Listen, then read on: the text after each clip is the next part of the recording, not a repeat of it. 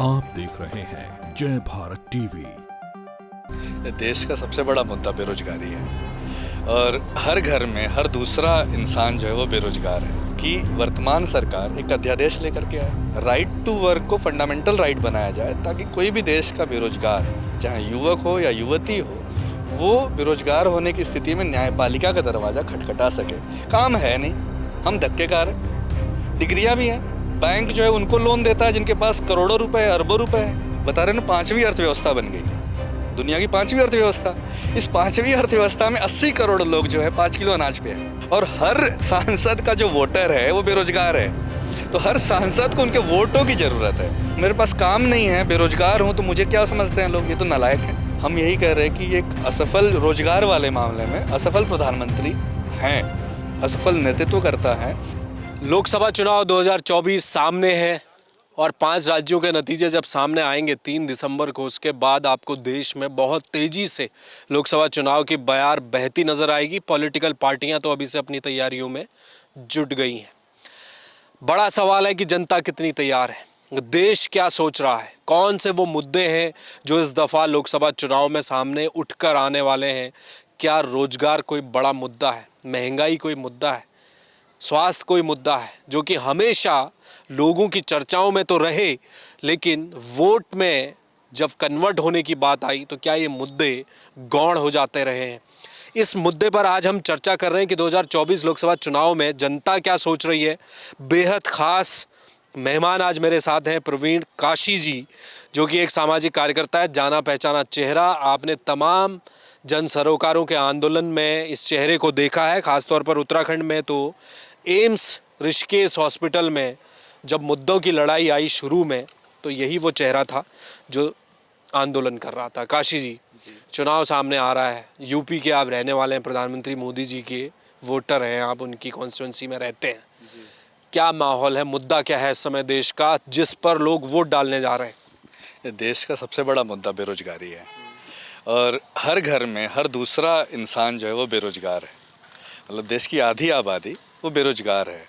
हम लोग ये कह रहे हैं कि आप जो भी राजनीतिक दल हैं वो जो है हमारे वोट इस बार जो है हमारे एक वोट के बदले एक रोजगार की बात करें और रोजगार जो है वो न्यूनतम मजदूरी का आधार पर हो। ऐसा ना हो कि आप रोजगार की जब बात करते हैं तो कहते हैं सड़क पे कुछ भी लगा लो या कहीं और जगह काम कर लो, क्योंकि वहाँ पे जब भी इस तरह के काम की बात होती है तो वहाँ पे न्यूनतम मजदूरी कानून जो है, जो लेबर कमिश्नर के अंतर्गत देखा जाता है, वो बिल्कुल लागू नहीं होता। तो हम ये कह रहे हैं एक वोट के बदले एक रोजगार। हमारा नारा है कि जय श्री राम, बूढ़ों को पेंशन, जवानों को काम। क्योंकि बुजुर्गों का पेंशन बंद कर दिया सरकार ने और जवानों को कोई काम नहीं, डिग्री उनके हाथ में है। पहले कहा गया आप बीटेक कर लीजिए, बीए बीएससी करिए, फिर कहा गया आप एमबीए कर लीजिए, पीएचडी कर लीजिए, आपको काम मिल जाएगा। आज के दौर में हर नौजवान पीएचडी की डिग्री लेके, बीटेक एमबीए की डिग्री लेके सड़कों पर है, पर वो एक रोज़गार जिसकी ज़िंदगी को ज़रूरत होती है, जिससे वो अपनी इज्जत की ज़िंदगी जीता है, वो रोज़गार है नहीं। तो हम लोग ये कह रहे हैं कि वर्तमान सरकार एक अध्यादेश लेकर के आए, जो उसके हाथ में 303 सांसद हैं उनके पास, वो चाहे तो एक अध्यादेश ला सकते हैं और राइट टू वर्क को फंडामेंटल राइट बनाया जाए ताकि कोई भी देश का बेरोजगार, चाहे युवक हो या युवती हो, वो बेरोजगार होने की स्थिति में न्यायपालिका का दरवाज़ा खटखटा सके। अभी हम नौजवानों के पास कोई कानून नहीं है जिससे कि हम बेरोजगार होने की स्थिति में आत्महत्या तो कर लेते हैं, नशे में चले जाते हैं, अपराध में चले जाते हैं, लेकिन हम न्यायपालिका नहीं जा सकते। तो न्यायपालिका जाने के लिए हमें एक कानून चाहिए। जैसे कि हमारा फ्रीडम ऑफ स्पीच है, मैं बोल सकता हूँ, अगर मुझे बोलने से रोका जाएगा तो मैं न्यायपालिका का दरवाज़ा खटखटा सकता हूँ। इक्वलिटी बिफोर लॉ है, कानून के समक्ष बराबरी का अधिकार है। मैं कानून में जाऊँगा कोई भी बात लेके तो उसको मुझे इक्वली ट्रीट करना होगा, ये मेरा मौलिक अधिकार। लेकिन हमारे संविधान में जो आर्टिकल 29 अनुच्छेद 21 वो कहता है जीवन जीने का अधिकार, वो कैसा होगा, वो सम्मान के साथ होगा, इज्जत के साथ होगा। लेकिन वो इज्जत तो तभी मिलेगी जब मेरे हाथ में पैसा होगा। और पैसा कहाँ से आता है? काम करके या तो भीख मांग के। तो भीख तो हम मांगना नहीं चाहते, हम भीख लेना नहीं चाहते, चाहे वो 5 किलो अनाज का हो, चाहे वो बिजली पानी का हो। हम काम करना चाहते हैं। हम लोग कहते हैं ना कि आप टैक्स पेयर के पैसे पे पल रहे, अरे भाई, हम टैक्स पेयर बनना चाहते हैं ना, आप हमें टैक्स पेयर बनने के लिए काम दोगे तभी तो बनेंगे। काम है नहीं, हम धक्केकार हैं। डिग्रियां भी हैं, बैंक जो है उनको लोन देता है जिनके पास करोड़ों रुपए है, अरबों रुपए हैं। हम बैंक के पास जाएंगे, गरीब लोग, कमज़ोर लोग, हमसे पूछता है कि तुम्हारे पास प्रॉपर्टी है रखने के लिए? हमारे पास प्रॉपर्टी कहाँ है? तो हम स्वरोजगार भी कैसे शुरू करें? हम सरकारी जो नौकरियां हैं वो तो बहुत ही छोटी हैं ना संख्या में। सारी देश की नौकरियां अगर हम देख लें तो साल भर में 1 से 1.5 लाख नौकरी ही देश की सरकार पैदा करती है, सभी राज्यों को मिला के। ऐसी स्थिति में बाकी लोग जो ग्रेजुएट हो रहे, पोस्ट ग्रेजुएट हो रहे, पीएचडी कर रहे हैं, वो कहाँ जाएंगे? और दूसरी बात यह है कि उन्हीं तमाम लोगों को इन्होंने क्या किया है, शिक्षा विभाग में टीचर की ज़रूरत है। जैसे अब मैं दिल्ली विश्वविद्यालय का मैं उदाहरण लेता हूँ, वहाँ पे 12,000 अध्यापकों की ज़रूरत है। वो 6,000 लोगों को इन्होंने परमानेंट रखा है, बाकी 6 को एडहॉक और उस पर रख दिया है कॉन्ट्रैक्ट पे। और स्थिति क्या है कि एक एडहॉक का टीचर, नौजवान जो है, जो सपने देखा होगा कि मैं बनूंगा आगे, उसने विषम परिस्थितियों में कि उसको एडहॉक की नौकरी भी नहीं मिली, दूसरे किसी पीएचडी होल्डर को मिली, तो उसने आत्महत्या कर लिया। तो इस देश में मतलब ये व्यवस्था, जिस देश को आज़ाद कराया गया तो इस उद्देश्य से कि सभी नागरिकों के हितों की रक्षा करेगा, लेकिन इस देश ने 91 के बाद से इस देश ने क्या किया, कुछ लोगों के हितों की खूब रक्षा की। इस देश में बता रहे ना 5वीं अर्थव्यवस्था बन गई, दुनिया की 5वीं अर्थव्यवस्था। इस 5वीं अर्थव्यवस्था में 80 करोड़ लोग जो है 5 किलो अनाज पे है। तो इसका मतलब इसका फ़ायदा इस 5वीं अर्थव्यवस्था किसको हुआ?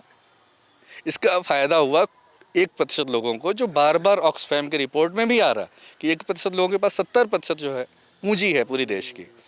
तो इस देश को, भारत माता को अगर अपने बच्चों के साथ न्याय करना है तो सिर्फ थोड़े से बच्चों के साथ नहीं न्याय करना है। भारत माता जो है अपने सारे बच्चों के साथ न्याय करेगी। ऐसा तो है नहीं कि हम गैर हैं, हम सब भारतीय हैं ना, इस हिंदुस्तान के हैं। तो हमारे इज्जत की, हमारे सम्मान की, हमारी डिग्निटी की बात इस देश को करनी पड़ेगी, और वो करने का एक ही माध्यम है, राइट टू वर्क को, रोजगार को मौलिक अधिकार बनाया जाए। रोजगार को मौलिक अधिकार बनाए बिना जी। इसी से जुड़ा एक सवाल है, आपने भारत माता का जिक्र किया, तो भारत माता का जिक्र अभी 2-4 दिनों से काफ़ी हो रहा है। जब राहुल गांधी ने मंच से बोला कि भारत माता कौन है, उसके एक अलग तरह से उसे प्रेजेंट किया जा रहा है। मेरा सवाल ये है, मैं आप लोगों को ये बता दूं कि प्रवीण काशी जी इस समय उत्तराखंड में हैं, यूपी के रहने वाले हैं, दिल्ली में काम करते हैं, हमेशा आपको सड़कों पर आंदोलन करते हुए नज़र आते हैं जन सरोकारों के मुद्दे पर। इनकी लड़ाई इस समय ये है 2024 में कि ये एक कानून बनाना चाहते हैं देश में। इनका कहना है कि जो मौजूदा सरकार है, केंद्र सरकार, वो एक अध्यादेश ले आए, क्योंकि अंतिम समय चल रहा है, एक अध्यादेश आप ले आएँ और उसमें आप राइट टू वर्क दे दें, यानी कि जो इस देश में पैदा हुआ बच्चा, उसका एक मौलिक अधिकार है कि उसको रोजगार मिले। Right to work, right to employment, इन दोनों में अंतर है क्या कुछ, या बात एक ही है? ये लगभग एक बात है। ये हम मौलिक अधिकार की जब बात करते हैं ना कि एक व्यक्ति के मौलिक अधिकार क्या होने चाहिए, तो उस मौलिक अधिकार में रोजगार जो है पहला मौलिक अधिकार होना चाहिए। रोजगार का मतलब आय से है। रोजगार का मतलब, जब हम लोग बात करते हैं नौजवान हमें रोजगार चाहिए, नौकरी चाहिए, तो लोग ये समझते हैं सरकारी नौकरी, सरकारी रोजगार की बात कर रहे हैं। नहीं, हम ये कह रहे हैं कि हम अपनी ज़िंदगी को कैसे बेहतर तरीके से जी सके इस धरती पे, वो जो है रास्ता, वो आय कहाँ से मिलेगा, वही रोजगार है। वो रोजगार या तो सरकारी क्षेत्र में मिलेगा या गैर सरकारी निजी क्षेत्रों में मिलेगा। पर निजी क्षेत्र में जो रोजगार मिलता है, सरकारी क्षेत्र में तो पहले से बहुत कम है। निजी क्षेत्र में हमें वो जो है मजदूरी नहीं मिलती जिससे कि हम अपना जीवन बहुत अच्छे से जी सके, वो हम बात कर रहे हैं। और जब वो मौलिक अधिकार बनेगा तो राइट टू वर्क या राइट टू एम्प्लॉयमेंट वो है जिसमें कि हमारे उन तमाम काम के घंटे, ह्यूमन राइट्स, वेजेस, मजदूरी, उन सारी की बात उसमें सम्मिलित होते हैं। तो वो जब मौलिक अधिकार की रचना ही यही है कि भाई वो नहीं है, जैसे लोग कहते हैं मनरेगा दे दिया है, तो मनरेगा नहीं है, मनरेगा फंडामेंटल राइट नहीं है। वो 100 दिन का एक जो है ना झुंझुना पकड़ाया हुआ कि आप 100 दिन कर लो गांव में काम, उसके बाद कहाँ जाएगा आदमी, कैसे पेट पालेगा आदमी, हवा तो नहीं खाएगा। 250 दिन कहाँ जाएगा, शहरों में कहाँ काम करेगा, उसे कैसे खर्च चलेगा, बच्चों की फीस है, घर का, आपने बोला महंगाई समस्या है। अब वो सोचिए कि उसको महंगाई से तो सोचिए उसका दूर दूर तक वास्ता नहीं, तेल खरीदना ही नहीं है, उसे तेल खरीदने की उसकी औकात ही नहीं है। घर में जो सब्जी बनाने का तेल है, गैस का सिलेंडर है, कुछ भी नहीं खरीद सकता। तो ऐसी बहुत बड़ी आबादी है जिनकी ये समस्या है। और जो भारत माता की जो बात है, ये जो हमारा सनातनी संस्कृति है, उसमें ये कहा गया है कि हर इंसान की जो है ना बहुत बराबरी की इक्वल वैल्यू है। समानता का जो हमारे संविधान में भी कहा गया, समानता का अधिकार है। वो समानता का अधिकार हम कहते हैं, हम ये नहीं कह रहे कि हमें अंबानी बना के बराबर बना दो, पर जो हमारी न्यूनतम जो ज़रूरतें हैं उसको मैं स्वयं पूरा कर सकूं, इतना तो बनाना इस देश का काम है ना। काशी जी, बड़ा अच्छा लगता है सुनने में। अगर आप किसी चुनावी मुद्दे या जनता के किसी मुद्दे को किसी से पूछ लें कि साहब सबसे अच्छा क्या होगा लोगों के लिए, तो मुझे लगता है कि रोज़गार अगर आप दे दें तो सबसे नंबर 1 पर वही है। उसमें भी जब आप कहते हैं कि रोज़गार का अधिकार कानूनी रूप से लोगों को मिल जाए, तो इससे बेहतर तो कुछ नहीं हो सकता। सबसे बेहतर लाइन को चुना आपने, लेकिन इसका धरातल में उतरना उतना ही मुश्किल है। अब जब आप घूम रहे हैं तो कैसे लोगों से मिल रहे हैं? क्या किसी राजनीतिक दल के सामने जाकर भी आप चर्चा कर रहे हैं? किस तरह से लोगों को जोड़ रहे हैं? ये मुहिम कैसे ले जाएंगे आप आगे? हम पिछले मानसून सत्र में दिल्ली में करीब 30 सांसदों से मेरी मुलाकात हुई। हाँ, भाजपा के क्रॉस पॉलिटिकल पार्टी, क्योंकि मौलिक अधिकार बनाने के लिए सभी पॉलिटिकल पार्टियों की ज़रूरत होगी और संसद में चर्चा होगी। और हर सांसद का जो वोटर है वो बेरोजगार है, तो हर सांसद को उनके वोटों की ज़रूरत है। ऐसा तो ये नहीं कहोगे कि जिसको मैंने सरकारी नौकरी दिया है उसी का मैं वोट लूँगा, या फिर मैंने सिफारिश जिसकी की है उसका वोट लूँगा। आपको वोट तो सबका लेना है। अब जनता को तय करना है कि मैं अपना वोट जो दूंगा वो जो है, मैं मेरे घर में 2 बच्चे बेरोजगार हैं तो मैं राइट टू वर्क पे दूं, या फिर अपने सांसद का चेहरा देख के दूं, या फिर वो 2000 रुपये का जो नोट बांट देते चुनाव के समय वो देख के दूं, या जो दारू की बोतल बांटते हैं उस पे दूं। वो हमें एक दिन मिल जाएगा 2000 का रुपये या शराब की बोतल, पर उस पे हमारा घर नहीं चलता, ना मेरी ज़िंदगी चलती है। तो हमें ये देखना होगा, अगर हमने रोज़गार मौलिक अधिकार पे वोट देते हैं तो आपको हर साल जो है आपको न्यूनतम मजदूरी के आधार पे उतना तो पैसा मिलेगा। और अगर आप 2-2.5 हज़ार रुपये पे वोट करते हैं चुनाव के समय में तो नहीं मिलेगा। तो हम जनता के बीच में ये बात ले जा रहे हैं कि आपको वोट किस पर देना है। देश में 370 हट गया, वो हो चुका, मुद्दा सॉल्व हो गया। राम मंदिर बन गया, मुद्दा सॉल्व हो गया। अब मेरे घर को मंदिर बनाना है तो मेरे घर मंदिर तभी बनेगा जब मेरा बच्चा, मेरा बेटा, मेरा बेटी सुखी हो, है ना। घर में बेटा बेटी जो है बेरोजगार है तो वो डिप्रेशन में है, बहुत ज़्यादा डिप्रेशन में है। और डिप्रेशन से वो कहाँ जा रहे हैं? नशे की तरफ। अब देखिए, लोग परेशान है कि उनका बच्चा जो बिगड़ गया, माँ जो है अपने बच्चे को कितना लाड प्यार से पाली और वो बच्चा नशे में चला गया, माँ को कितना दुख है। वो इसलिए बच्चे का तो समझ ये है कि मुझे क्या समझा जाता है, मैंने डिग्री ली पर मेरे पास काम नहीं है, बेरोजगार हूँ, तो मुझे क्या समझते हैं लोग? ये तो नालायक है, ये तो योग्य नहीं है, ये तो एग्ज़ाम पास नहीं कर पाया, उसके ऊपर ये ठप्पा लगता है। वो उस समाज से परेशान होकर नशे में चला जाता। और नशे की पूर्ति कहाँ से होगी? घर से तो पैसा नशे के लिए कोई देता नहीं, वो कहाँ से करेगा? अपराध में जाएगा, कहीं चोरी करेगा, कहीं डाका डालेगा। तो इस तरह के गंभीर जो समाज के अंदर जो विकृतियाँ हैं उसके पीछे बड़ा कारण ये है।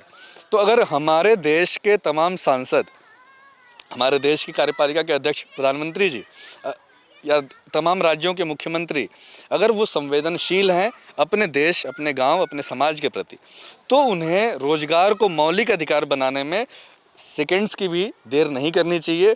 क्योंकि इसमें कुछ नहीं करना, मौलिक अधिकार बनाने के लिए पार्लियामेंट में सभी सांसदों को बिल पेश करना है और उस पर साइन करना है, उसे पास कर देना है, इसमें तो कुछ लगना ही नहीं है। बाकी जो पॉलिसी बनाना है उसके लिए आपने नीति आयोग बनाया हुआ, नीति आयोग को आप सैलरी देते हैं। नीति आयोग में जो बैठा हुआ, या तो वो अगर निकम्मा है, समझदार नहीं, उसे समझ ही नहीं आता एम्प्लॉयमेंट कैसे क्रिएट करे, तो उसे हटाइए। चेयर क्यों वो घेर के बैठा है? भाई नीति आयोग का काम है जो देश के तमाम अर्थशास्त्री हैं उनको ये बताना है कि गांव-गांव में जो स्वरोजगार है या गांव के लोग आत्मनिर्भर कैसे बने, ये बनाने की जिम्मेदारी किसकी? नीति आयोग की है। अगर योग्य लोगों को बैठाइए। तो क्या आपको जिन भी सांसद से आप मिले जी, इस बार कैसे अपनी आवाज़ उठाएंगे? क्या काशी जी बनारस से चुनाव लड़ रहे हैं कि राजनीतिक रूप में आप मैदान में उतरेंगे? ये देखिए, असल में क्या है कि चुनाव लड़ना हमारा लोकतांत्रिक अधिकार है, हर नागरिक का, है ना, ये संवैधानिक अधिकार है।